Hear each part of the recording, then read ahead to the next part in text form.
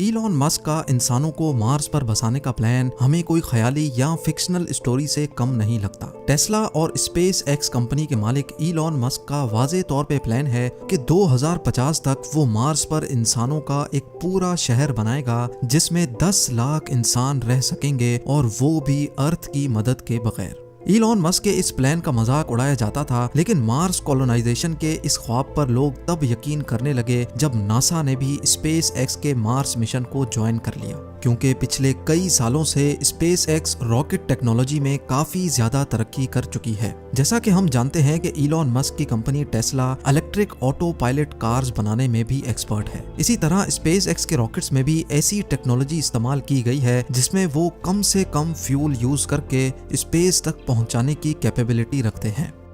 Mars, जो कि अर्थ से 6 करोड़ 20 लाख किलोमीटर दूर है, वहां तक इंसानों को पहुंचाने के लिए एक खास स्टारशिप बनाई जा रही है जो इलॉन मस्क के मुताबिक टेस्ला में इस्तेमाल होने वाली बैटरीज पर ऑपरेट होगी, यानी उसमें फ्यूल कम से कम इस्तेमाल किया जाएगा।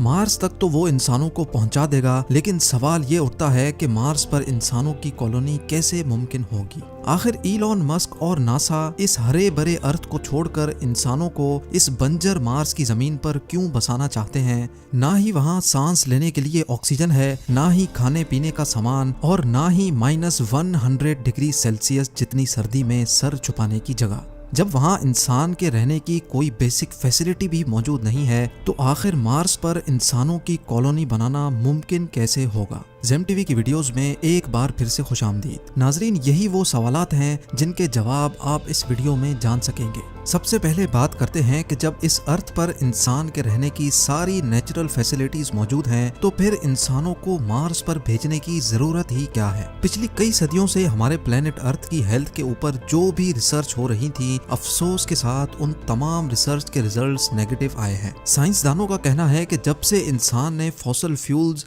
यानी पेट्रोल और गैस का इस्तेमाल शुरू किया है, तब से अर्थ का टेम्परेचर बढ़ता चला जा रहा है, और एक वक्त ऐसा आएगा जब ये टेम्परेचर इतना ज्यादा हो जाएगा कि अर्थ पर किसी भी जानदार का रहना मुमकिन नहीं होगा। एक सर्वे के मुताबिक हर 10 सालों में अर्थ का एवरेज टेम्परेचर 0.16 डिग्री सेल्सियस जितना बढ़ रहा है। यानी जिन गर्म इलाकों में अभी इंसान बसते हैं, अगर ये सब ऐसे ही चलता रहा तो आज से 150 सालों के बाद वहाँ इंसान का रहना मुमकिन नहीं होगा। टेम्परेचर बढ़ने की वजह से ग्लेशियर्स भी धड़ाधड़ पिघल रहे हैं, जिनकी वजह से फ्लड्स, साइक्लोन्स और सुनामी का चांस भी बढ़ता जा रहा है। बात सिर्फ फ्यूल के इस्तेमाल की ही नहीं है। इस पॉल्यूशन ने हमारे अर्थ की ओजोन लेयर को भी डैमेज कर दिया है। वो ओजोन लेयर जो सूरज से निकलने वाली जानलेवा रेस से हमें बचाती है, वो भी अब आहिस्ता आहिस्ता करके डैमेज होती जा रही है। यानी एक तरफ पॉल्यूशन से पैदा होने वाली गर्मी और दूसरी तरफ खौफनाक सोलर रेडिएशंस। साइंसदानों को एक बात तो कंफर्म हो चुकी है कि एक ना एक दिन हमारा अर्थ रहने के काबिल नहीं बचेगा, और यही वजह है कि हम इंसान अपने लिए एक दूसरा घर यानी एक दूसरा प्लेनेट अभी से ढूंढ रहे हैं।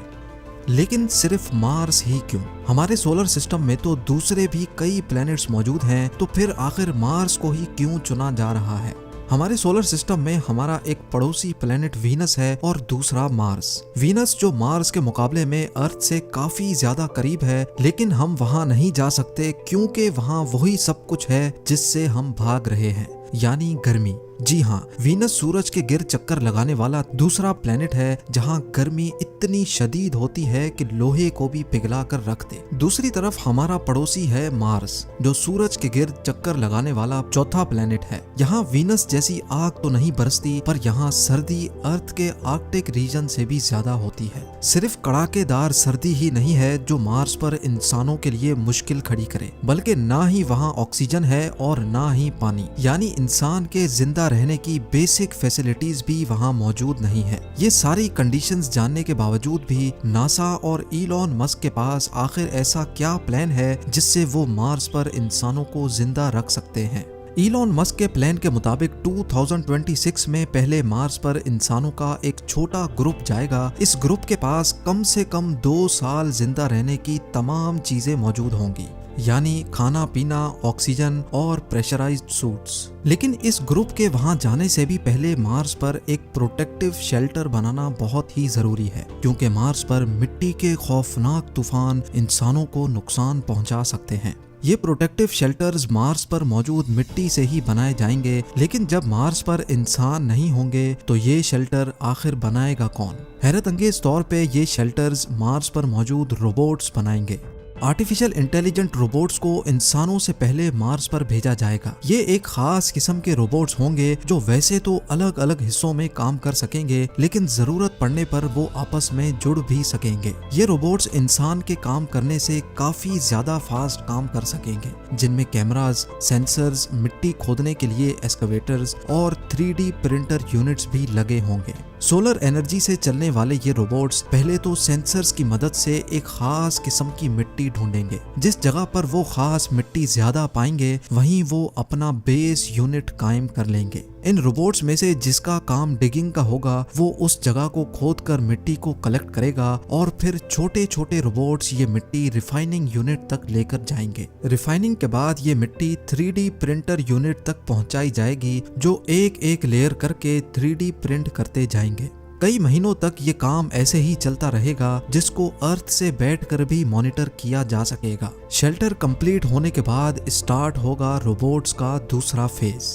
अब मार्स पर पहली बार इंसानों का एक ग्रुप लैंड करेगा। क्योंकि इंसान यहाँ पहली बार लैंड करेंगे, इसीलिए इनके पास काफी सारा सामान भी मौजूद होगा। मार्स पर मौजूद रोबोट्स इंसानों को वहाँ वेलकम करेंगे, उनका सामान उठाकर लैंडिंग साइट से बेस यूनिट तक लेके जाएंगे और बेस यूनिट के शेल्टर के अंदर छोटे छोटे यूनिट्स को रखा जाएगा, जो अपने आप इन्फ्लेट हो जाएंगे।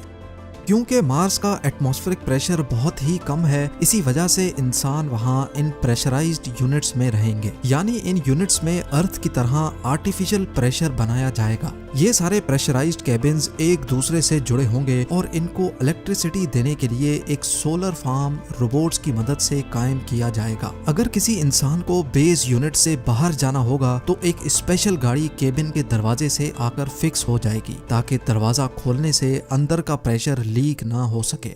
अब बारी होगी मार्स पर एक ग्रीन हाउस बनाने की, ताकि मार्स पर वेजिटेशन की जा सके। साइंस रिसर्च के मुताबिक मार्स पर स्टार्टिंग में सिर्फ पोटैटोज और बीन्स लगाए जा सकेंगे। ग्रीन हाउस के अंदर प्लांट्स जैसे जैसे बड़े होंगे, उनमें से एक ऐसी चीज निकलेगी जिसका होना मार्स पर बहुत ही ज्यादा जरूरी है, और वो है ऑक्सीजन। जी हाँ, ये प्लांट्स मार्स पर सब्जियों के अलावा इंसानों को ऑक्सीजन भी देंगे, लेकिन ये ऑक्सीजन इतना ज्यादा नहीं होगा, इसलिए जल्द अज जल्द मार्स पर ऑक्सीजन बनाने का भी बंदोबस्त किया जाएगा। हैरत अंगेज तौर पे ये एक्सपेरिमेंट मार्स रोवर पहले ही कर चुका है। एक स्पेशल डिवाइस जो सोलर एनर्जी के जरिए ऑपरेट होगी, वो मार्स के एटमॉस्फेयर से कार्बन डाइऑक्साइड को लेकर उसमें से हीट और इलेक्ट्रिकल करंट पास करेगी, जिससे ऑक्सीजन कार्बन डाइऑक्साइड से अलग हो जाएगा और उस ऑक्सीजन को कलेक्ट कर लिया जाएगा। यानी अब इंसानों की एक छोटी टीम वहां ऑक्सीजन भी बना सकेगी। खाने के लिए उनके पास सिर्फ 2 डिश ही सही, पर खाना मौजूद होगा। और मार्स की जमीन के नीचे फ्रोजन वाटर मार्स पर मौजूद रोवर पहले ही ढूंढ चुका है, तो उस बर्फ को पिघलाकर पानी भी बनाया जाएगा।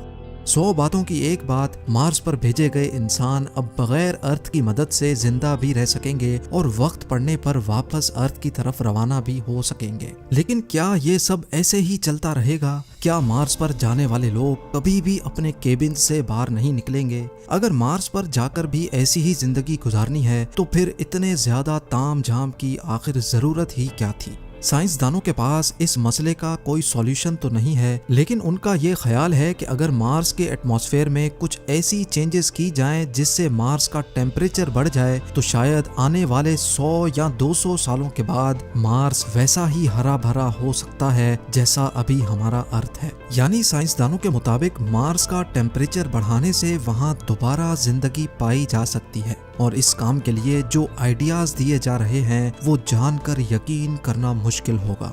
एक MIT स्टूडेंट मार्गरीटा मैरिनोवा का आइडिया है कि मार्स पर रोबोट्स की मदद से फैक्ट्रीज बनाई जाएं, जो सुबह शाम और दिन रात सिर्फ एक ही काम करेंगी। उनका काम होगा सिर्फ धुआं निकालना, और उस धुएं की वजह से मार्स में भी वही सब कुछ होगा जो अर्थ के साथ हो रहा है, यानी ग्लोबल वार्मिंग। दूसरी तरफ इलॉन मस्क ने भी मार्स का टेम्परेचर बढ़ाने के लिए एक आइडिया दिया है और वो ये है कि मार्स पर न्यूक्लियर वेपन इस्तेमाल किए जाएं। उनका कहना है कि मार्स पर 10,000 न्यूक्लियर मिसाइल्स फायर किए जाएंगे तो वहाँ की आइस भी मेल्ट होगी और वहाँ का ओवरऑल टेम्परेचर भी बढ़ेगा, जिसकी वजह से मार्स जल्द अज जल्द इंसानों के रहने के काबिल बन सकेगा। नाजरीन, इलॉन मस्क और नासा का अभी तक का प्लान यही है कि 2026 में पहले इंसानों का छोटा ग्रुप वहां जाकर मुख्तलिफ एक्सपेरिमेंट्स करेगा और फिर हर 2 सालों के बाद जब अर्थ और मार्स एक दूसरे के करीब आ जाते हैं तब वहां मजीद लोग भेजे जाएंगे। 2050 तक मार्स पर 10 लाख लोग ऐसे ही प्रेशराइज्ड केबिन्स में रहेंगे और साथ साथ मार्स का टेम्परेचर बढ़ाने के लिए भी कोशिशें की जाएंगी। उनका ख्याल है कि 100 या 200 सालों के बाद वो मार्स को भी अर्थ जैसा प्लेनेट बनाने में कामयाब हो जाएंगे। उम्मीद है ज़ेम टीवी की ये वीडियो भी आप लोग भरपूर लाइक और शेयर करेंगे। आप लोगों के प्यार भरे कमेंट्स का बेहद शुक्रिया। मिलते हैं अगली शानदार वीडियो में।